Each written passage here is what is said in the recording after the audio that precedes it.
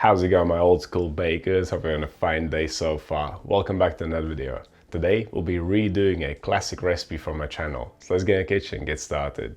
Khachapuri is the national dish of Georgia, and there are many versions of it to be found. This Adjarian Khachapuri consists of a soft dough shaped like a boat and filled with a mix of cheeses. After baking, it's topped with a knob of butter and an egg yolk. All the ingredients get mixed up into a cheesy dip. The bread is torn off piece by piece and eaten with the dip. It is an incredibly delicious bake that'll put you in a cheesy coma. So here's what we need to make it. For the dough, we need some white bread flour, whole wheat bread flour, yeast, salt, butter, sugar, and water. For the filling, I'm going to use feta, mozzarella, an egg, and some flour. Traditional Khachapuri is made with different cheeses, which I can't get a hold of. But feta is a good replacement for the flavor and saltiness, and the mozzarella will give it a good stretch.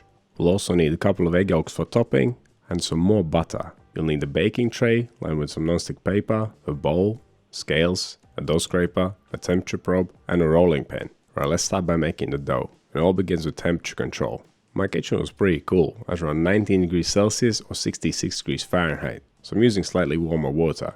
I'm aiming for a final dough temperature of around 23 degrees Celsius or 73 degrees Fahrenheit. I'm going to do a cold bulk fermentation, but you can make this bread on the same day if you want to. If you want to bulk ferment at room temperature, give it an hour and a half. I have posted recipes for this bread already, twice. The first one was one of the most popular videos on my channel. This new version is an improvement. I went for cold bulk fermentation for extra flavor, and it's the same reason why I use some whole wheat flour in the mix too. Plus, this version is made without kneading, so it saves us some effort. Right, to make the dough, combine all the ingredients except the white bread flour in a bowl, give them a quick mix, add the white bread flour, grab your dough scraper and mix to the dough. There ain't much to it. After mixing, give the dough a quick fold and then take its temperature.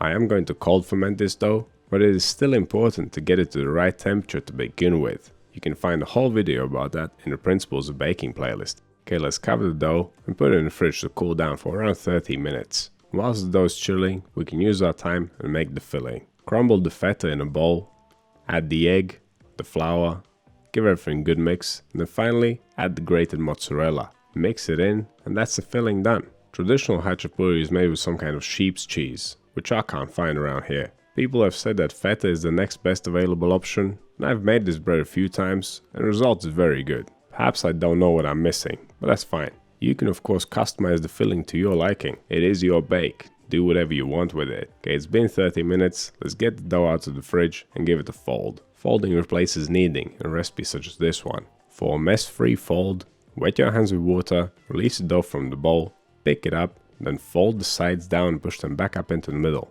Keep going around in a circle until you have a nice tight dough ball. Imagine that you're folding it on the table, but upside down. Once the dough ball is nice and tight, place it back into the bowl, cover it up, and then place it back into the fridge for the long cold fermentation of around 18 to 24 hours. You can of course pull it out sooner or leave it in for longer. There won't be no harm in any case. Okay, it's been about 20 hours, my dough looks nice and puffy. Let's get it out of the fridge and continue with making our Khachapuri. Dust the dough with flour, weigh it, and then divide it. I'm making two pretty big bakes here. If you're not as greedy as I am, you could easily divide this dough into 4 and make 4 smaller Khachapuri. Just think of the fact if you're making 2, then each of them will contain 200 grams of cheese. That is pretty much a meal and a half, so suit yourself, or whatever you decide to do.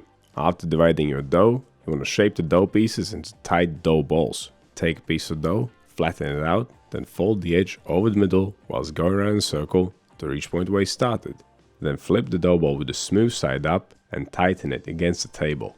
After shaping, place the dough balls on a lightly floured surface and cover them up so they don't dry out. They are now ready for the final proof, which will take around 1 hour. If you did a room temperature bulk fermentation, it might take only 30 minutes. Start preheating the oven towards the end of the final proof to 210 degrees Celsius or 410 Fahrenheit fan on. If your oven doesn't have a fan, go for 230 Celsius or 445 Fahrenheit. At this point I decided to not use my baking tray, but use my baking steel instead. So I preheated it too. You can bake them on a steel, on a stone, or on a tray. It's up to you. Okay, the dough balls have puffed up. Let's move on to final shaping. Dust the dough ball generously with flour. Place it on the table and flatten it out. If it feels a bit sticky, dust a bit more flour on it. Once it's more or less flat, continue by rolling it out with a rolling pin. You don't want it quite round, make it kind of oval. It should be about 30 centimeters or 1 foot long. To shape the edge, start on one of the long sides by folding over a little lip and then repeating that 2 more times.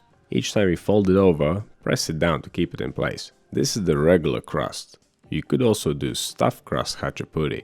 In that case, you would need to spread the filling all over the dough before you rolled up the edge, and you might need to increase the amount of cheese in the mix. I prefer the regular crust because there's going to be enough cheese in the middle, but I'll leave that decision up to you. Okay, once you roll the dough 3 times on one side, repeat the same steps on the other side. And finally twist the ends together and pinch them shut, and you should end up with a nice little boat-shaped dough. By the way, if you have finished shaping them and something comes up and you cannot bake them right away, you can place them in the fridge, cover them up, leave them for later, then bake them straight from the fridge. You could even leave them for a whole day in there, they'll still be fine. Okay, once the dough has been shaped, place it on a piece of non-stick baking paper, and now spread the filling all over it. To make your life easier when it comes to spreading out the filling, you should remove it from the fridge and let it get up to room temperature. At least let it sit out whilst the dough is proofing. Use a spatula to neatly spread it out and to tidy up the edges. Once you are happy with it, slide it on a peel or place it on a baking tray and pop it in the oven. It'll only take around 13 to 15 minutes to fully bake. The temperature is quite high here. Just keep an eye on it and wait for it to get a nice beautifully golden brown color all over. As soon as it looks good to you, take it out of the oven. And of course you can bake both of them at the same time, or even more of them, 3 or 4. Because if you're going to serve them at the same time, you should bake them at the same time. I only bake them one by one because I need to record separate clips for the video and take pictures of it. I like to make a little nest for the egg yolk and the butter. That way they won't slide around if I need to carry the bread somewhere. And last but not least, grab a little brush and brush some butter on the edge.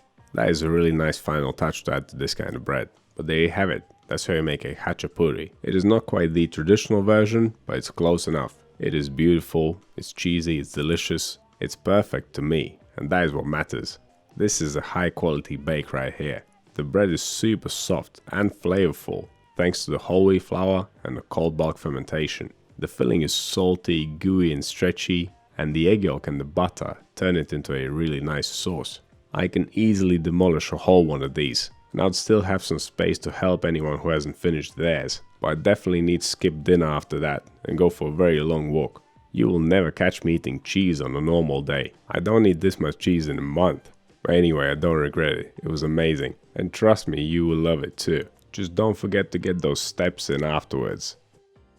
So what do you think this bake? What's your favorite type of khachapuri? Let me know down in the comments. If you want to see videos like this one, click over here. Subscribe to the channel, click right here. That's all I have for you today. Thanks so much for watching, and I'll see you in the next one.